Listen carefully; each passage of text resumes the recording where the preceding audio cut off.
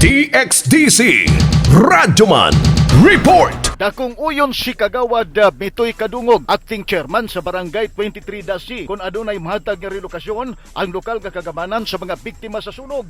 Sa interview sa DXDC Arimen Davao, kang Kagawad Kadungog gibutyag niini nga mas maayong maplastar ang Pinoy-anan sa iyang mga sak sa lugar nga luwas, din ang luna ilang maangkon kay ilang gibayran sa hinahinay sa lokal nga kagamanan. Ang panagkanayon ang acting barangay chairman nga sa pagkakaron walpay biduol nga taga city planning sa barangay aron isgutan ang pag-relocate sa mga pamilya nga nasunugan. Matod sa opisyal sa barangay nga ang City Social Services and Development Office pa lang ang kanunay nga nakikoordinar sa barangay alang sa mga ayuda nga mahatag sa 109 ka mga pamilya gikan sa lokal nga kagamhanan.